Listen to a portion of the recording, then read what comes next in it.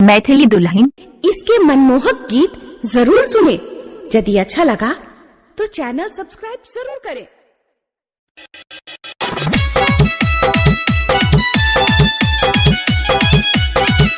Chunna Aryan digital recording studio Purnia. DJ Sumit Satish Raima. अरे नया साल में दारू पी के आइले रे पियवा घरे कुछ न लइले। नया साल में दारू पी के आइले रे पियवा घरे कुछ न लइले। घरे कुछ न लइले पियवा घरे कुछ न लइले। घरे कुछ न लइले पियवा घरे कुछ न लइले। अरे सारा सामानवा सौतीन के दियले रे पियवा घरे कुछ न लइले। नया साल में दारू पी के आइले रे पियवा घरे कुछ न लइले। Chunna Aryan digital recording studio Purnia.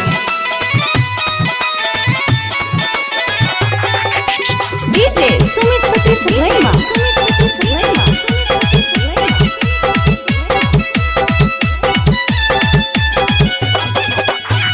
अरे देखी के रहनिया पिया के तनको नहीं रहाला। तनको ना रहाला हो तनको नहीं रहाला।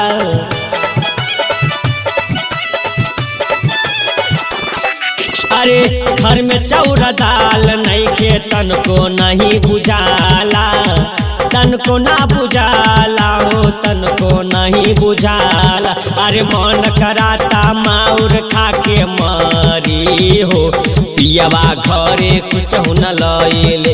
अरे नया साल में दारू पी के आइले रे पियवा घरे कुछ न लइले। Chunna Aryan digital recording studio Purnia.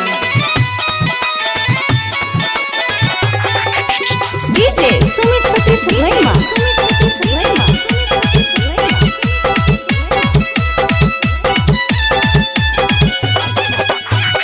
अरे सबके घरवा निमन निमन पकवन बनता। निमन पकवन बनता हो निमन पकवन बनता।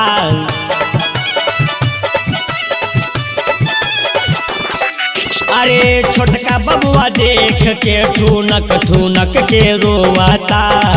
ठुनक ठुनक रोवाता हो ठुनक ठुनक रोवाता। अरे मुन्ना देवरवा केतनो माना कइला हो ओकर बातो तेरी न लावेला। यार नया साल में दारू पी के आइले रे पियवा घरे कुछ न लइले। Chunna Aryan digital recording studio Purnia.